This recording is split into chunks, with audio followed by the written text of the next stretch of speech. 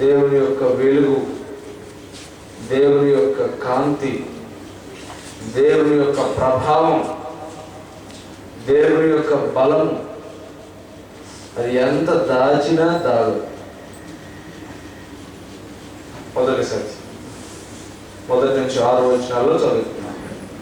ఆయన బలము, ఆయన శక్తి, ఆయన జ్ఞానము, ఆయన వెలుగు, ఆయన మహాత్యం, ఆయన రాజసం ఎంత దాచినా దాగవు. రెండో విషయం తెలుసుకున్నాం 7వ వచనంలో, ఆయనను గాక మరి ఎవరినైనా పూజించేవారు సిగ్గుపడక తప్పదు. వారు సిగ్గుపడాలంతే. మూడో విషయాన్ని ఏం తెలుసుకున్నాం 8వ వచనంలో, దేవుని బిడ్డలందరూ తప్పక సంతోషిస్తారు, ఆనందిస్తారు. అది మూడో విషయం. 4వ విషయం, ఆ దేవుని బిడ్డలు ఏం చేస్తారు, వాళ్ళ ప్రవర్తన ఎలాగుంటుంది. వాళ్ళు ఏం చేస్తారంటే వారి చెడుతనాన్ని అసహించుకుంటారు, యెహోవాను ప్రేమిస్తారు, ఆయనకు భయము భక్తి కలిగిన వారిగా వారిని వెంబడిస్తారు, నీతిమంతులుగా ఉంటారు, యథార్థ హృదయులుగా ఉంటారు, ఆయన పరిశుద్ధ నామాన్ని బట్టి కృతజ్ఞతాస్తుతులు చెల్లించే వారిగా ఉంటారు. అంటే దేవుని బిడ్డల యొక్క ప్రవర్తన ఎలా ఉంటుందో కూడా మనం తెలుసుకున్నాం. ఈ 3 విషయాలు ఏమిటి? మొదటిది దేవుని యొక్క మహత్యం, దేవుని రాజసం, దేవుని ప్రభావం అది ఎంత దాచినా దాగదు. రెండవది, ఆయన గాక మరి ఇతరులను పూజించేవారు తప్పక సిగ్గుపడదు. మూడవది, దేవుని బిడ్డలు అందరూ సంతోషిస్తారు, ఆనందిస్తారు. 8వ వచనం 9 నుంచి చివరి వచనాల వరకు చూస్తే ఆయన బిడ్డలు ఎలా ఉంటారు, వారి ప్రవర్తన ఎలా ఉంటారు. వారు యెహోవాను ప్రేమిస్తారు, చెడుతనాన్ని ద్వేషిస్తారు, ఆయన భయం భక్తి కలిగి ఉంటారు, నీతివంతులై ఉంటారు, యథార్థ హృదయులై ఉంటారు, ఆయన ఎందుకు సంతోషిస్తూ ఉంటారు, కృతజ్ఞతాస్తుతులు చెల్లిస్తూ ఉంటారు. ఇది ఆయన పాట. అయితే ఈ మొదటి పార్ట్ మనం గమనిస్తే దేవుని మహిమ, దేవుని రాజసం, దేవుని యొక్క ప్రభావం ఎంత దాచినా దాగవు. అవి ప్రస్ఫుటంగా కనబడుతూ ఉంటాయి, తెలియపరచబడుతూ ఉంటాయి. ఆయనను గూర్చినటువంటి గుర్తులు, ఆయనను గూర్చినటువంటి సంగతులు, ఆయన గూర్చినటువంటి క్రియలు అవి కనబడుతూ ఉండాలి కూడా.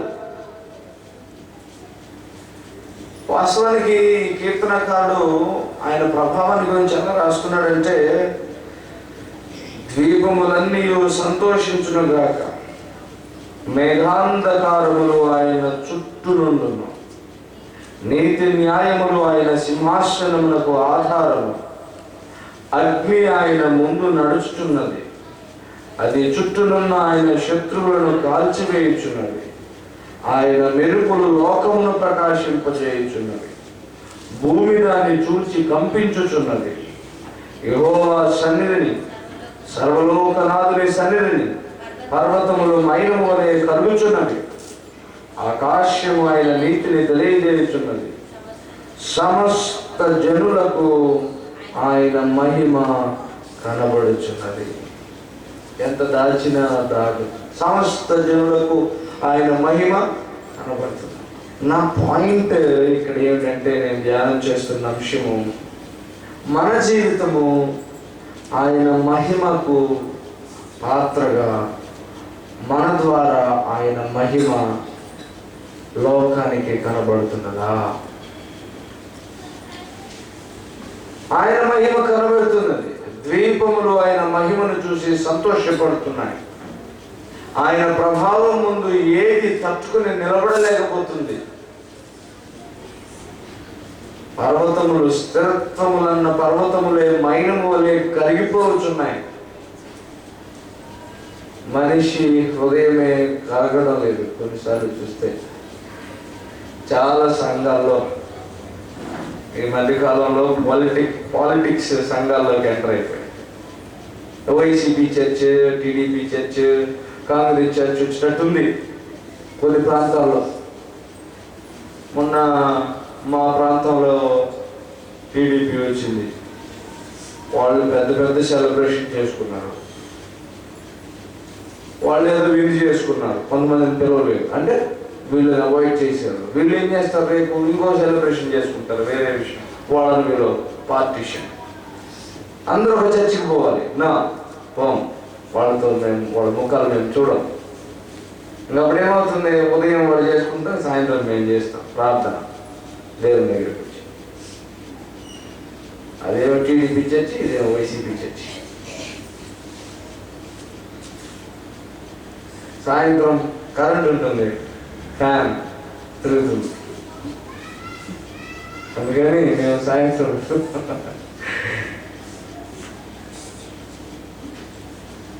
నీ ద్వారా నా ద్వారా దేవుని మహిమ కనబడుతుందా?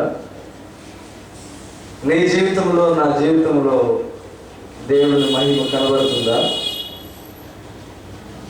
ఎప్పుడు కనబడుతుందంటే మనం కనబడినప్పుడే. నీకు అర్థమైందా లేదు? మనం ఎప్పుడు కనపడమో అప్పుడే దేవుని మహిమ కనబడుతుంది. కనబడకుండా ఎలా? ఇప్పుడు నేను కనబడట్లేదా? కనబడుతున్నాను. మనం కనబడకపోవడం ఎలాగా? మన ప్రయారిటీస్ కనబడకూడదు. మన మనసులో ఉన్న ఈర్ష, మన మనసులో ఉన్న ఇది నాది, నాకు, నేను, నా, ఇది కనబడకూడదు. ఇది కనబడినంతసేపు దేవుని మహిమ కనబడదు. వాస్తవానికి ప్రతి క్రైస్తవుడు ఎవరిని కనబరచాలి? క్రీస్తునే కనబరచాలి. వాస్తవానికి క్రైస్తవ జీవితమే ఒక పెద్ద బహిరంగ ప్రదర్శన. ఏం ప్రదర్శన? క్రీస్తుని ప్రదర్శించే ప్రదర్శన. ఈ ప్రదర్శనకి ప్రొజెక్టర్స్ అవసరం లేదు.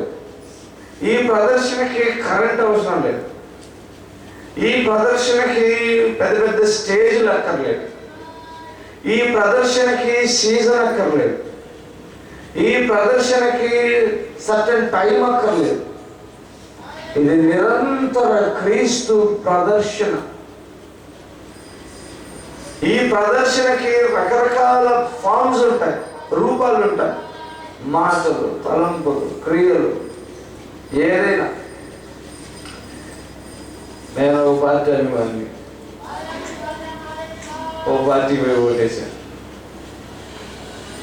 ఇంకొక సహోదరుడు వేరే పార్టీ పోయి ఓటేశాడు. తెల్లారి పొద్దున్న మంచిగా మాట్లాడుకొని ఒకటైపోతుంది పోదా? కాదు, నాకు వ్యతిరేకంగా నువ్వు అతమయ్యావు కాబట్టి నువ్వు నా వాడేవి కాదు, నేను నీ వాడని కాదు. అబ్రహాం బాగున్నాడు, ఆస్తిపరుడు. లోతు బాగున్నాడు, ఆస్తిపరుడు. వాళ్ళిద్దరు పనివాళ్ళు కొట్టుకున్నారంటే విడిపోదాం. పని వాళ్ళకి ఏమొచ్చిందో వచ్చేదో ప్రాబ్లం పనివాడితోనే, అసలు ఏ సంబంధం లేదు వాడితోనే. నాయకులు బాగానే ఉంటారు. నేను ఈ ప్రస్తావన ఎందుకు తీసుకొస్తున్నానంటే, నేను మొన్నటి వరకు అదే రొచ్చులో ఉండొచ్చాను. మీకు ఇక్కడ అంత పెద్దగా దాన్ని తాకి తెలియలేదేమో. మా ఊర్లో అయితే రాత్రి కూడా డామ్ డామ్ అదే సౌండ్స్. మా ఇంట్లో ఎవరో నిద్రలేదు. పిల్లలు సారి లేచి ఉలికి పడుతున్నారు. మా ఇంట్లో వాళ్ళు అందరూ కోప్పడుతున్నారు, ఎందుకు వాళ్ళు ఇట్లా చేయడం? ఎందుకంటే మా వాళ్ళు ఫ్యాన్కి వేశారు. మనం ఓడిపోయాం. బాగా ఫీల్ అయిపోతున్నారు ఇంట్లో. మా నాన్న 3 రోజులు బయటకు రావట్లేదు.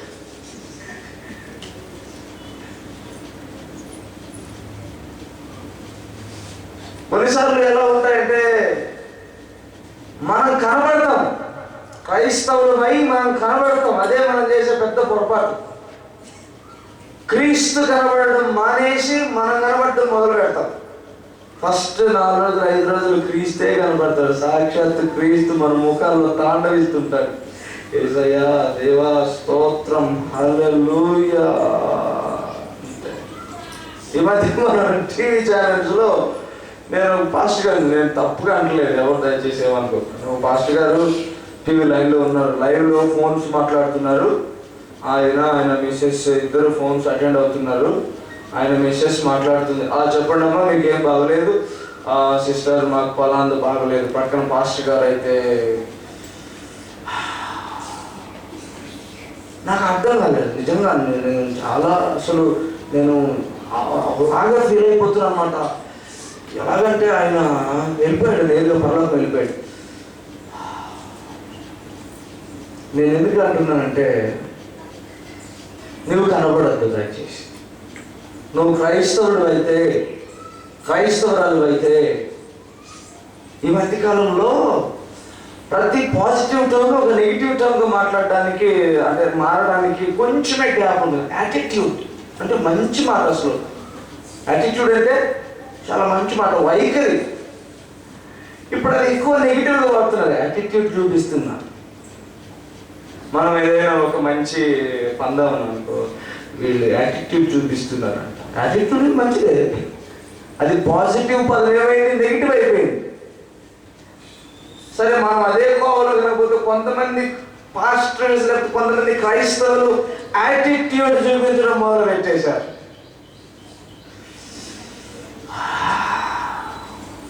మనం ఒక అర్థం చేసుకోవాలి, ఎంత ఫైర్ ఉందో వీళ్ళల్లో, ఎంత ఫైర్తో ఊగిపోతున్నారో. ప్రియ సంగమా, ప్రియ క్రైస్తవుడా, క్రైస్తవురాలా, నువ్వు కనపడదు, నేను కనపడదు. మనం ఎవరిని? మనము క్రీస్తును ధరించుకున్న వారు. ధరించుకున్నది అని కనబడాలి కదా. ఇప్పుడు ఏదైనా ఒక డ్రామా ప్లే చేస్తున్నాము, రాజు వేషం వేసుకొని కిరీటం పెట్టుకొని మనం స్టేజ్ మీదకి వస్తాము.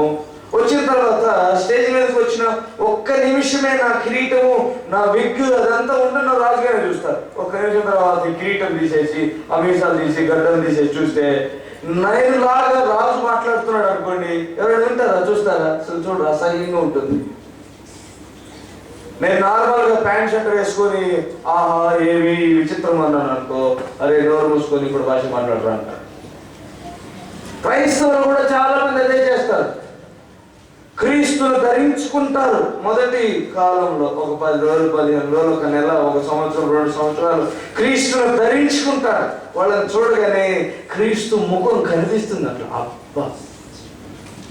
ఆ తర్వాత ఒక్కొక్కటి తీసి అవతల పడేస్తారు. అప్పుడు అసలు రూపం బయటపడుతుంది.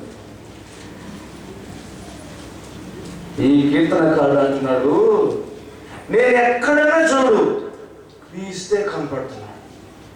నేను మేఘాలను చూస్తాను, ఆయన కనపడుతున్నాడు. ఆకాశమును చూస్తాను, ఆయనే కనపడుతున్నాడు. మెరుపులను చూస్తాను, ఆయనే కనపడుతున్నాడు. పర్వతాలను చూస్తున్నాను, ఆయనే కనపడుతున్నాడు. జలములను చూస్తాను, ఆయనే కనపడుతున్నాడు. మనిషిని చూస్తున్నాను, ఆయన కనపడలేదు. సృష్టి కనబడుతుంది. సృష్టిలో మాస్టర్ పీసే మాస్టర్ని కనపరచడం లేదు. ఇదే విచారం కదా. సృష్టి మొత్తానికి కిరీటం మానవుడు. ఆ మానవుడే దేవుణ్ణి కనపరచలేకపోతున్నా. చాలా విచిత్రం అది. నేను కనపరచాల్సిన నేనేమో కనపరచడం లేదు. నా మీదనే పెట్టబడింది బాధ్యత. తన మహిమ కొరకు ఆయన సృజించిన మానవుడు అని దేవుని వాక్యం విషయాలిస్తుంది. ఏ మహిమనైతే కనబరచాలో దాన్ని నేను కనబరచలేదు. కనబరచవలసిన నేనేమో కనబరచడం. కొన్నిసార్లు మనం ఏదైనా స్టేజ్ మీద నాటకాలు చూస్తున్నప్పుడు ఉన్నట్టుండి వాళ్ళు విగ్గో లేకపోతే కిరీటము పడిపోయింది అనుకో, వెంటనే ఏం చేస్తారు? తెల్లగా వేస్తారు, కనబడకూడదు, మళ్ళీ పెట్టి మళ్ళీ రీఎంట్రీ ఇస్తారు. ఎందుకు? అది తీసేస్తే బాగోదు వేషం. ఎవరి క్యారెక్టర్ అయితే వేస్తున్నామో ఆ క్యారెక్టర్ వేషధారణ లేకపోతే మాట్లాడే మాటలు అర్థం ఉండదు, ఇంట్రెస్టింగ్ ఉండదు, అసహ్యంగా ఉండదు. అందుకని వెంటనే చేస్తారు, వెంటనే తెరేస్తారు. ఎంతమంది క్రైస్తవులు క్రీస్తుని కనబరిచినప్పుడు వెంటనే తెర వేసుకొని మరుగైపోయి మళ్ళీ ఫ్రెష్గా క్రీస్తులాగా బయటకు వచ్చేస్తున్నారు. ఒక వ్యక్తిని చూపించి నేను త్వరగా ముగిస్తాను. సుదీర్ఘ ప్రసంగం చేయి, నేను మాట ఇచ్చాను, ఖచ్చితంగా నిలబడతాను. మోషే ఎక్కడ పెట్టినా మోషే కనబడతాడు. మీకు తెలుసులే అన్నాను కదా. ఎందుకంటే మీకు తెలుసు అని అడిగాను అనుకో, మీరు జవాబు చెప్పరు అనుకో, నాకు మళ్ళీ నేను కనపడతాను అనుకో, క్రీస్తు కనపడదు. ఇవన్నీ మళ్ళీ ప్రాబ్లమ్స్. మీకు తెలుసు క్రీస్తు కనబడతాడు, ఆయన కనబడేటట్లు మనం చర్యలు తీసుకోవాలి. ఇప్పుడు మోషే గురించి మీకు తెలుసు, ఆదికాండం నుండి ప్రకటన గ్రంథం వరకు క్రీస్తు ఎలా కనబడతాడో మోషే కూడా అలాగే కనబడుతూ ఉంటాడు. ఒక యూదుడు అన్నాడంటే మోషే గురించి మాట్లాడకుండా ఉండడు, కనబడుతూనే ఉంటాడు మోషే. దాని విచిత్రం ఏంటంటే ఎక్కడ పెట్టినా మోషే దాక్కోవడం. ఎక్కడ మోషే తను ప్రొజెక్ట్ చేసుకునే లేదు. వాస్తవానికి బైబిల్లో మరుగైన వ్యక్తుల్లో మోషే మొదలుడు. కానీ అత్యంత గొప్పగా కనబడిన వ్యక్తి ఎవరంటే కూడా మోషే. కనబడిచింది ఎవరు? దేవుడు. కనబడకుండా దాక్కుంది ఎవరు? మోషే. ఈ లాజిక్ క్రైస్తవులు అర్థం చేసుకోవాలి. నేను కనబడకుండా ఎంత మరుగవుతానో నన్ను దేవుడు అంతగా కనబరుస్తాడు. నేను ఎంత కనబడాలని తాపత్రయపడతానో అంత మరుగు చేస్తాడు దేవుడు అంత మరుగైపోతాడంటే నన్ను ఆయన మరుగు చేసినట్టే. ఇంకా మీరు గమనించండి, హెబ్రీయులకు రాసిన పత్రిక 11వ అధ్యాయం 23వ వచనంలో ఒక మాట ఉంది. హెబ్రీయులకు రాసిన పత్రిక 11వ అధ్యాయము 23. మోషే పుట్టినప్పుడు అతని తల్లిదండ్రులు ఆ శిశువు సుందరుడైనట చూచి విశ్వాసములు బట్టి రాజాజ్ఞకు భయపడక 3 మాసములు అతని దాచిపెట్టి. స్టార్ట్ అయిన ఆయన లైఫే దాచిపెట్టడంతో స్టార్ట్ అయింది. ఆయన జీవితమే పుట్టుకే దాచిపెట్టబడడంతో స్టార్ట్ అయిపోయింది. గొప్ప గొప్ప సంఘటనలు మీరు ఆయన జీవితంలో ఏముంటాయి? మనకి కొన్ని పాటలు ఉంటాయి. 3 నాళ్ళ ముచ్చట కోసం. ఏమిటా 3 నాళ్ళు? పుట్టినరోజు, పెళ్లి రోజు, చచ్చిపోయే రోజు. ఈ 3 నాళ్ళు చాలా చాలా అవి ప్రామినెంట్గా ఉండాలని చూస్తాం. ఈ పుట్టకతోనే స్టార్ట్ అయిపోయింది. దాచుకోవడం, దాచిపెట్టబడ్డాడు. నిర్గమకాండం 2:3 అంటే మనం చదవడానికి టైం పెట్టి చూడాలి. నిర్గమకాండం 2:3లో కనుక చూస్తే ఆయన ఒక బుట్టలో దాచిపెట్టి దానికి కీలు రాసి నైలు నదిలో విడిచిపెట్టాడు. కొద్దిసేపు అక్కడ దాచిపెట్టబడి వెళ్ళాడు. ఆ తర్వాత ఎక్కడ దాక్కున్నాడు? 40 సంవత్సరాలు అసలు ఎవరో కూడా తెలియదు, ఒక యూదుడుగా కూడా తెలియదు.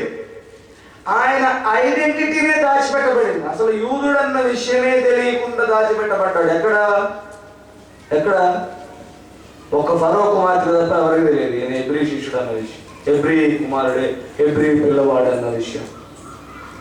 ఆ ఐగుప్తీయులు అనుకుంటున్నారు మా తర్వాత వారసుడు మోషే. ఒక యూదుడుగా కూడా దాచిపెట్టబడ్డాడు 40 ఏళ్ళు. ఒక రోజు వచ్చింది, వాడెవడో ఐగుప్తీయుడు హెబ్రీని కొడుతున్నాడు. మనం మోషే పిక్చర్ కనుక చూస్తే దాంట్లో ఎలా ఉంటుందంటే హిస్టారికల్గా అక్కడ ఈ యూదుడే మరొక యూదుడు ఐగుప్తుల చేత నియమించబడిన వాడై ఉంటాడు. యూదుల మీదనే మరొక యూదుడు నాయకత్వం వహిస్తుంటాడు. కొంచెం వాడు బ్రోకరింగ్ చేస్తుంటాడు ఐగుప్తులకి యూదులకు మధ్య. వీడేం చేస్తాడంటే యెహోషువ పెళ్లి చేసుకొని ఉన్న ఆమెని ఇతడు కొంచెం ఇబ్బంది పెడతాడు. అప్పుడు యెహోషువ కోపడి అతని మీద తగాదకు వెళ్తాడు. ఈ చరిత్ర పిక్చర్లో చూస్తుంది. ఈ విషయం మరొక ఐగుప్తుడి కలుగు చేసుకొని యెహోషువ మీదకి వస్తాడు. యెహోషువ ప్రాణం మీదకి వచ్చేటప్పుడు మోషే వాడిని కొట్టి చంపి యెహోషువని కాపాడతాడు. ఇది చరిత్రలో ఉన్న ఘట్టం. ఇది మన బైబిల్లో పిక్చర్లో మోజెస్ అనే పిక్చర్లో ఉంటుంది. అదే ఎవరైనా కానీ ఒక ఐగుప్తీయుడు మరొక హెబ్రీయుని కొట్టేటప్పుడు ఈయన ఉండబట్టలేక బయటపడాలని చూస్తాడు. కనబడాలని బయటకు వచ్చి కొట్టేస్తాడు.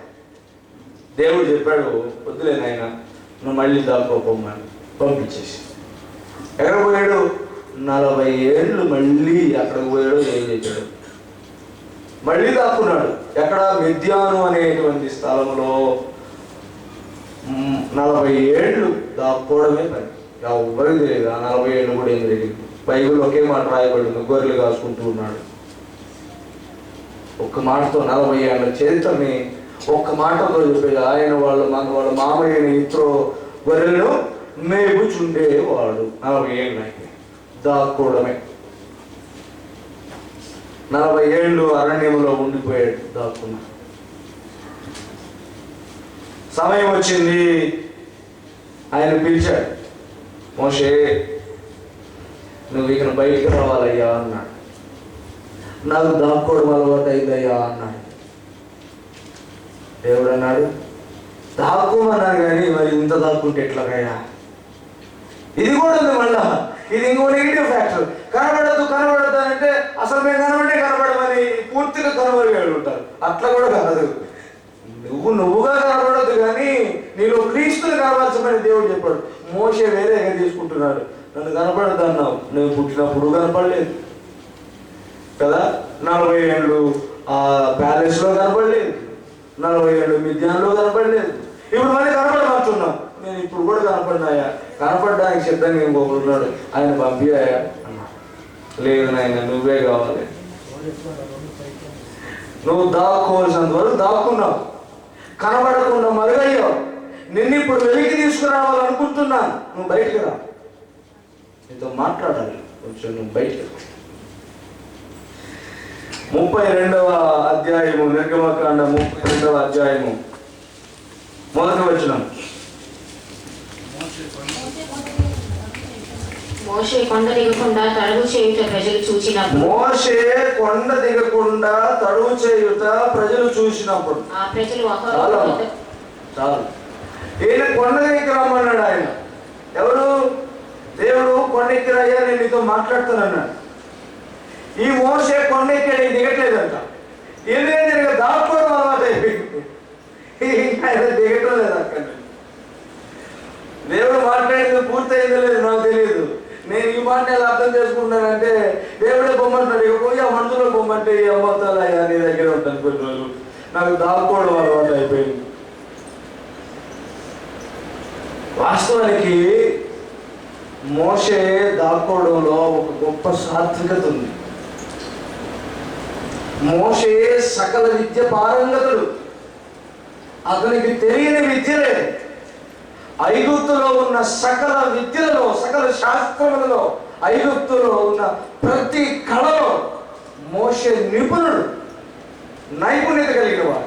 అయితే మోషే ఎక్కడైనా బయటపడి తన విద్యను కనబరచాలనుకున్నాడు. ఇప్పుడు మీరు చూడండి, ఎవరైనా దేనిలో కొంచెం స్పెషలిస్ట్ కనుకైతే ఫస్ట్ వాళ్ళు కోరుకునేది పబ్లిసిటీ. ఇప్పుడు పబ్లిసిటీకి, అదర్వైజ్ అడ్వర్టైజ్మెంట్కి ఉన్నంత క్రేజీకి దేనికి లేదు. మీరు గమనించండి, టీవీస్లో సీరియల్ వేయరు. అడ్వర్టైజ్మెంట్స్ని ఓన్లీ అడ్వర్టైజ్మెంట్స్ ఇస్తే ఎవరు చూడరు అని అడ్వర్టైజ్మెంట్ వాళ్ళు ఏం చేస్తారు, ఒక సీరియల్ని డబ్బులు ఇస్తారు. అది చూస్తూ ఉంటారు. మధ్యలో ఆయన కత్తి ఇట్లా అంటాడు, ఆపేసి ముందు ఒక అడ్వర్టైజ్మెంట్ వేస్తారు. ఈ అడ్వర్టైజ్మెంట్ చూస్తే ఇంతకు అతను పొడుస్తారో లేదో మనకు తెలుస్తుంది. అంటే ముందు అడ్వర్టైజ్మెంట్ కోసమే సీరియల్. ఒక సినిమా వేస్తాడు, సినిమా చూస్తూ ఉంటాం, క్లైమాక్స్ ఇంకా ఆయన కాలు ఎత్తాడు, కాలు దించుతాడో లేదు తెలియదు, మధ్యలో ఒక యాడ్ వస్తుంది, పలానా ప్రోటీన్ షాంపూ పలానా అని. అంటే ఏంటన్నమాట, అడ్వర్టైజ్మెంటే. ఇప్పుడు మనం టీవీలు పెట్టుకొని ఛానళ్ళు, నాకు విచిత్రం ఏంటో తెలుసా, కొందరు ఇళ్లలోకి వెళ్ళినప్పుడు సినిమా థియేటర్లు ఉంటాయి, వాళ్ళ ఇళ్లలో 70 mm ఉంటాయి, 30 mm ఉంటాయి, పెద్ద పెద్ద థియేటర్లే ఉంటాయి ఇళ్లలో. నాకు అప్పుడు అనిపిస్తుంది, ఏంటి వీళ్ళు అడ్వర్టైజ్మెంట్ చూడటానికి పెట్టుకున్నారు అనిపిస్తుంది. వాళ్ళు ఏమో సీరియల్ చూడటానికో వేరే వేరే ప్రోగ్రామ్స్ కూడా. నాకు ఎలా అనిపిస్తుంది అంటే అడ్వర్టైజ్మెంట్ చూడటానికి వీళ్ళు. ఎందుకంటే దాని మెయిన్ మోటివ్ అడ్వర్టైజ్మెంట్. ఏదో ఒక కంపెనీ వాడు ఏం చేస్తాడు, ఒక పిక్చర్ వేయమంటాడు, మధ్యలో బ్రేక్లు ఇచ్చి ఆ కంపెనీ వాడి గురించి చెప్పుకుంటాడు. అసలు పబ్లిసిటీనే పబ్లిసిటీ. కిరణ్ కుమార్ గారు ముఖ్యమంత్రి తొలి దినాలన్నట 100-200 కోట్లు ఆయన పేరు, నేను ముఖ్యమంత్రి చెప్పడానికి పడుతున్నాడు. 200-300 కోట్లు ఖర్చు పెట్టాడు. ఏమో తెలియదు, ఒకవేళ ఈ వ్యాఖ్యలు ఎవరైనా చూసి మళ్ళీ మన మీద ఏదైనా యాక్షన్ తీసుకుంటారు. అందుకనే కొంచెం హార్ష్నెస్ లేకుండా కొంచెం చిన్న మాటలు మాట్లాడారు. అడ్వర్టైజ్మెంట్ కోసం 100 కోట్లు ఖర్చు పెట్టేవాళ్ళు ఉన్నారు. నిన్న ప్రధానమంత్రి ఆల్మోస్ట్ అయిపోయిన మన మోదీ బాబాయ్ దాదాపుగా 1000 కోట్లే ఖర్చు పెట్టాడు. ఆయన లండన్లో ఒక జాబ్కి రిజైన్ చేసి మరి వచ్చాడు ఈయన అడ్వర్టైజ్మెంట్ చేయడానికి. చివరికి అడ్వర్టైజ్మెంట్ ఏం చేసింది, గెలిపించింది. కాబట్టి ఈ రోజుల్లో ఏంటి, అందరూ పబ్లిసిటీ, అడ్వర్టైజ్మెంట్. ఈ యుగం ఆఫ్ పబ్లిసిటీ, యుగం ఆఫ్ అడ్వర్టైజ్మెంట్స్ అన్నమాట. మనందరి యొక్క ప్రవర్తన, మనందరి యొక్క నైజం కూడా అట్లాగే మారిపోయింది. నిన్న మా ఊరి దగ్గర ఒక 10-15 వ్యాన్లు విజయ దుందుబి మోగించింది. 10 out of 10 మా స్కూల్ జిల్లా నంబర్ 1 ర్యాంక్. మా స్కూల్లో చేరండి. మా ఇంటికి మా పాప జస్ట్ ఎల్కేజీ చేర్పించారు. 4 రోజులు పోయింది, సంవత్సరం మానేసింది, మళ్ళీ ఎల్కేజీ చేర్పించాలి. ఆమె కోసం 4 స్కూల్స్ వచ్చాయి. మా స్కూల్లో చేరండి. మా స్కూల్లో ఏముంది తెలుసా, అది ఉంది తెలుసా. మా స్కూల్లో ఏమున్నాయి తెలుసా, పలానా ఉన్నాయి, పెద్ద ప్లే గ్రౌండ్. మా స్కూల్ ఇంకా స్విమ్మింగ్ పూల్ కూడా ఉంది. మా స్కూల్లో ఏమున్నాయి తెలుసా, అసలు పుస్తకాలు ఉండవు, పలకలు ఉండవు, ఊరికే చిన్న టాయ్స్. దానికే మేము స్కూల్ పెట్టాము. తర్వాత ఈ ఏజ్ పబ్లిసిటీ ఏజ్ అన్నమాట. ఈ ఏజ్ ఒక అడ్వర్టైజ్మెంట్ ఏజ్. దాదాపు అందరి మనసులోకి ఇది వచ్చి పేరుకుపోయింది. నేను ఒక పాస్టర్ని, అడ్వర్టైజ్ కావాలి ముందు. నేను ఒక విశ్వాసిని, అడ్వర్టైజ్ కావాలి ముందు. నేను ఇక్కడ ఒక విశ్వాసి ఉన్నాడు, అనిపించాలి. మోషే ఆ కొండెక్కాడు, ఎందుకంటే కొద్దిగా ఉంటాం ఇక్కడే. మోషే కొండ ఎక్కి దిగడానికి తడువు చేయుట చూచి ప్రజలు ఇంక మాకు మోషే వచ్చేది లేదనుకుంటున్నారు. ఎన్ని రోజులైందో ఏమో, ఏం తిన్నాడో, ఏం తాగాడో ఏమో, ఇవేమి పట్టట్లేదు. నేను దాకోవడం అలవాటు అయిపోయింది. నేను ఆలోచిస్తూ ఉన్నాను, ప్రియ సహోదరుడా, 10 గంటలకు ముగిస్తే నన్ను బాగా సంతోషంగా ఒప్పుకుంటాను. కానీ నేను కొద్ది నిమిషం, కొంచెం ఒక 5 నిమిషాలు తీసుకొని ముగిస్తాను. మోషే కనుమరుగైపోవటం నేర్చుకుంటున్నాడు. దేవునితో సంభాషిస్తూ ఉంటే మోషే దిగి రావడం లేదు. వాస్తవానికి దిగి వస్తే ఎంత పబ్లిసిటీ వస్తుందో మనకు తెలుసు. ఆయన దిగి వస్తే ఆయన ముఖం మీద ఉన్న కాంతి చూడలేక, అయ్యో నీ ముఖం మీద ముసుగేసుకొని చూడలేకపోతున్నామన్నాడు. మోషేకి తెలుసు నేను కిందకి దిగితే ఎంత పబ్లిసిటీ వస్తుందో నేను. అందుకే మోషే వద్దులే, కొంచెం ఇక్కడే ఉంటాను. మనం అనుకోండి అంతే, ముఖం మీద కనుక అంత వర్చస్సు కనుక కనబడితే ప్రస్తుతానికి 200 కంట్రీస్ గుర్తింపబడి 200 కంట్రీస్కి ఒక ఫ్లైట్ పెట్టుకుని తిరగాలనిపిస్తుంది. ముఖం మీద చూడు, ఈ దైవ సేవకుల ముఖం చూడు వెలిగిపోతుంది. మోషే ముఖము దేవుని మహిమ చేత ప్రజ్వరిల్లుస్తున్నా, మోషే మాత్రం అంటున్నాడు కొండ దిగి రావడానికి ఆలోచిస్తున్నాడు. ముఖం కొంచెం వెలిగింది అనుకో, ఏం చేస్తాం, వెంటనే జనాల్లోకి వెళ్ళిపోతాం. పెద్ద పెద్ద బ్యానర్లు పెట్టి, పెద్ద పెద్ద పోస్టర్లు పెట్టించి, here is the mighty servant of God అని చెప్పి. ఈరోజు నేను ఒక టీవీ వాళ్ళు అడ్వర్టైజ్మెంట్ ఇస్తున్నాను, 100% you are going to taste and enjoy the power of Holy Spirit.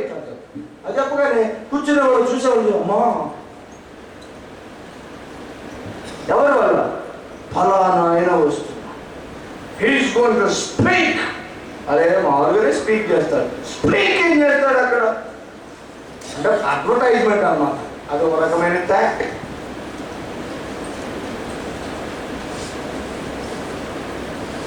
మోషే ముఖం విరిగిపోతుందంట, ఆయన మాత్రం దాపుతా, నేను పోనా కిందకి, కొద్దిగా లేట్ కావాలా, కొంచెం టైం కావాలి. ప్రియ సహోదరి సహోదరుడా, నీవు మంచి విశ్వాసమే, నీవు మంచి బిడ్డవే, దేవుని బిడ్డవే, నీకు ఎంతో విశ్వాసం ఉంది. కానీ దాక్కునే టాలెంట్ ఉందా? క్రీస్తులో కనబడకుండా ఉండగలిగే టాలెంట్ ఉందా? ఎవరు నిన్ను గుర్తించకపోయినా నా ప్రభువుకు నా గుర్తింపు తెలుసు అన్న స్థిరత్వం నీ మనసులో ఉందా? నా ప్రభు దృష్టిలో నాకు ఒక స్థానం ఉంది అన్నటువంటి సంతృప్తి నీకుందా? ఇంగ్లీష్ బైబిల్ చదవండి, నిర్గమకాండము 15వ అధ్యాయము 22వ వచనం.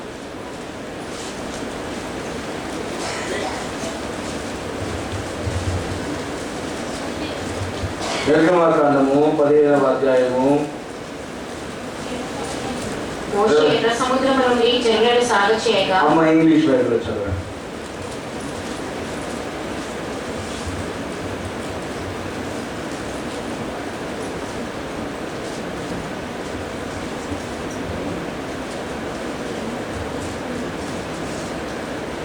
చదువుతారమ్మా, ఇంగ్లీష్ బైబిల్ ఉందా? 15వ అధ్యాయము 22వ వచనం. త్వరగా, పర్లేదమ్మా, ఎవరైనా చెప్పండి, ఏమవుతుంది చదవండి. 15వ అధ్యాయము 22వ వచనం.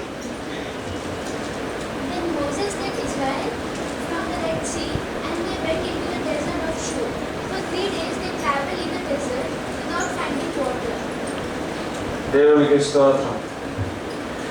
మోషే వారిని 3 దినాలు నడిపించాడు. ఈ 3 దినాలు వాళ్ళు వాటర్ కోసం వెతుకులాడుతూ ఉన్నారు. 3 రోజులు వెతుకులాడితే వాళ్ళకు నీళ్లు దొరకలేదు.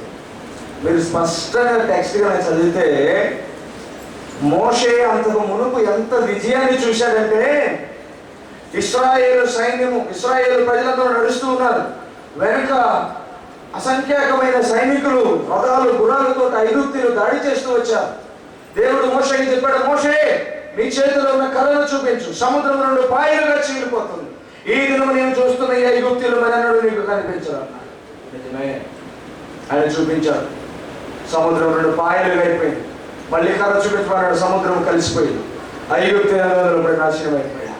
రథములు సైనికులు కొట్టుకుని పోయారు. తెల్లవారు సముద్రపు ఒడ్డున వాళ్ళు శవాలై గుంతలై తేలారు. ఆ తర్వాత మోషే అన్నాడు, మీరు పదండి, మీరు పదండి, మీరు పదండి. 3 రోజులు వాళ్ళు పోయిందాక ఈయన వెనక్కు ఆగిపోయారు. మీరు ఒరిజినల్ కాంటెక్స్ట్ చూస్తే ఈ 3 రోజులు ఈ విజయానంతరం మోషే ఆ అరణ్యంలో దాక్కుని ఉన్నాడు, మళ్ళా దేవుడితో సమయం గడుపుతూ ఉన్నాడు. ఎవరైనా అంత విజయకార్యంగా చేశాడంటే, కర్ర చూపించగానే సముద్రం 2 పాయలైపోయిందంటే ముందు కర్ర తర్వాత తను ఉంటారే తప్ప వెనక్కి ఆగిపోయి ముందు మీరు ఉండాలి అవ్వరాను. ఏమైంది? ఇప్పుడు అదే జరుగుతుంది. భూమ్ భూమ్ ఎన్ని ఆశ్చర్య కార్యాలు ఇలాగంటే అయిపోతాయి. వాళ్ళు ఏం చేస్తారు? ముందుకు వచ్చేస్తారు. మోషే ఇదిగో తన చేతిలో ఉన్న కర్రను చూస్తే సముద్రం 2 పాయలైపోయింది. 6 నెలలు నడిచిపోయారు. ఆశ్చర్య కార్యములను చూశారు. ఐగుప్తీయులు నాశనం అయిపోయారు. ఇప్పుడు ఇశ్రాయేలుల కన్నులలో మోషేకి ఎంత ప్రాముఖ్యత మోషే చెప్పాడు. ఈ ప్రాముఖ్యత నాకేమి ఇవ్వద్దు కానీ, నా చుట్టూ చేరి నన్ను కొనుక్కులు పెట్టి ఉత్సవాలు జాతరలు చేయొద్దు కానీ, మీరు ముందుకు నడిచిపోండి. నేను 3 రోజులు ఎక్కడుండి దేవుడితో మాట్లాడి వస్తాను. హల్లెలూయా. ఇది దాక్కోవడం. అరణ్యంలో కూడా మోషే దాక్కు. మీరు వదండి, ఆయన మోషే కనుక ముందు పోయి ఉంటే 3 రోజుల పాటు నీళ్లు దొరకలేదనుకో, మోషే అడుగుతాడు, ప్రభు నీళ్ళు లేవు అంటాడు. దేవుడు అంటాడు, అదే ఒక రాయి ఉంది కదా, ఒక బండ ఉంది కదా, చూడు కొట్టు, దాన్ని కొట్టు అంటాడు. ఆయన నేను కొడతాడు, నీళ్ళు వస్తాయి. అది జరగలేదు, ఎందుకంటే నేను పోలేదు ముందు. నాయకుడు అంటే ఎప్పుడు ముందే ఉండక్కర్లేదు, వెనకుండి కూడా నడిపించవచ్చు. ఇప్పుడు అట్లా కాదు, నాయకుడు అంటే ముందు ఉండాలి, వెనక 10 మంది ఫాలోవర్స్ ఉండాలి. దేవుని వాక్యం చదివిస్తుంది. దేవుని ప్రిన్సిపల్స్ కూడా చాలా తేడాలు ఉంటాయి కదా. దాక్కుంటున్నాడు మోషే. నేను ముగిస్తాను. 33వ అధ్యాయం 2వ వచనంలో దేవుడు చెప్పాడు, మోషే నీకు ఎలాగో దాక్కోవడం అలవాటు అయిపోయింది, నీ దాక్కోవడం నేను ఒక పెద్ద గిఫ్ట్ ఇవ్వాలనుకుంటున్నాయా అన్నాడు. ఏంటయ్యా? నేను ఒక బండ మీద మళ్ళీ నిన్ను దాచిపెట్టి నా మహిమను నీకు చూపిస్తానయ్యా. హల్లెలూయా, హల్లెలూయా. నువ్వు దాక్కోవడం అలవాటు అయిపోయి, ఇప్పుడు నువ్వు దాక్కోవడం ఎక్స్పర్ట్ అయిపోయా. నిన్ను నువ్వు కనబరుచుకోవడం లేదు, ఎప్పుడు చూసినా నా కోసమే ధ్యాస. నేను ఇచ్చిన పని చేయడం వరకే తప్ప నిన్ను నువ్వు ప్రొజెక్ట్ చేసుకోవడం లేదు, నిన్ను నువ్వు కనబరుచుకోవడం లేదు. అందుకని నేను పని చేస్తాను, ఏ దాచుకోవడం నీకు ఇష్టమో అదే దాచుకోవడంలో నేను దాచిపెట్టి నా మహిమను నీకు చూపిస్తాను. అది నిజంగా దేవుని మహిమను చూడాలంటే దాక్కోవడమే తెలియాలి. ప్రియ సహోదరి సహోదరుడా, కీర్తనకారుడు అంటాడు, ఆయన మహిమ దాచిపెట్టినా దాగదు, ఆయన మనుషులేమో దాచిపెట్టినా దాగరు కదా కదా. ఇదంతా ఫన్నీ కదా. ఆయన మహిమేమో దాచిపెట్టినా దాగదు, ఆయన మనుషులేమో ఎంత దాచిపెట్టబడినా వాళ్ళు బయటకు వస్తూనే ఉంటారు. అందుకే దేవుడు బాధపడుతున్నాడు, అయ్యా కొంచెం దాగండి అయ్యా, దాగి ఉండండి, కొంచెం కనబడలేనండి, నేను కనపడతాను. అప్పుడు మోషే చెప్పాడు, ఆ బండ చాటు నువ్వు దాగితే నా మహిమ నేను చూస్తా, నీకు కనబరుస్తా. పెద్ద గిఫ్ట్, ఎవరు చూడలేదు. అంత అంత అంత ప్రివిలేజ్ ఎవరు రాలేదు. కారణం ఏంటో తెలుసా? మోషే దాక్కోవడం నేర్చుకున్నాడు. చివరిగా దినవృత్తాంతంలో 34వ అధ్యాయం 6వ వచనం. దినవృత్తాంతంలో 34వ అధ్యాయం 6వ వచనం.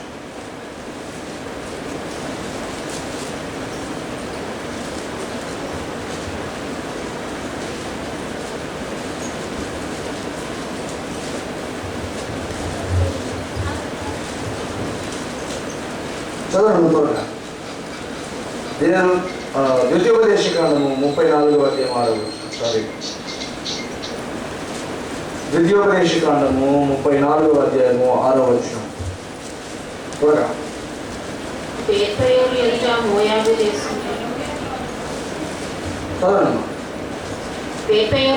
మోయాబు దేశంలో ఉన్న లోయలో అతడు పాతి పెట్టబడింది. అతని సమాధి ఎక్కడ ఉన్నదో నేటి వరకు ఎవరికీ తెలియదు. చాలు చాలు. చివరిగా ఆయన సమాధి ఎక్కడ ఉందో కూడా తెలియదు, ఎవరు పాతి పెట్టారు కూడా తెలియదు. ఎందుకంటే పాతి పెట్టిన వాళ్ళు ఫలానా అంటే నేను ఇక్కడే పాతి పెట్టాను ఒక ఆనవాళ్ళు చెప్తారు. ఎవరు పాతి పెట్టారు కూడా తెలియదు, ఒక చోట పాతి పెట్టారు.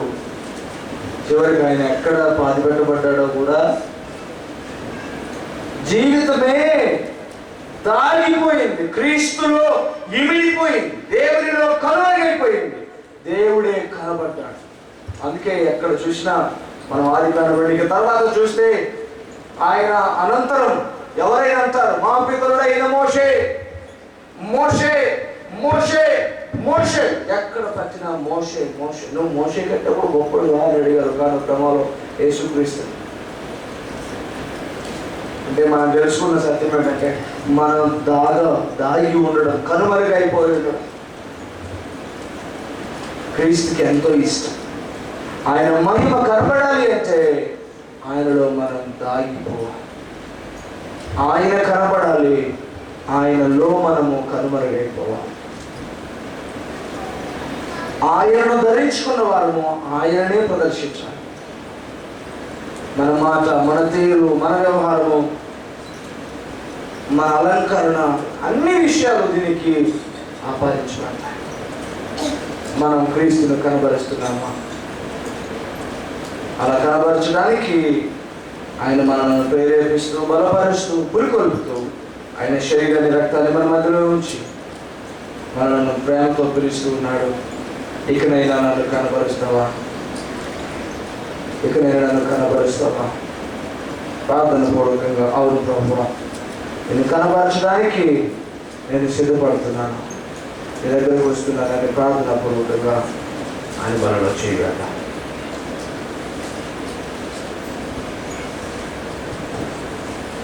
అందరం మోకరించి మనం పరీక్షిస్తున్నాము. మోషే వచ్చి మోషే చేతులు తర్వాత ఆయన మహోన్నతుల దేవుని సాధన మరి ఉన్నాడు. ప్రభు మహిమను కనపరిచాడు.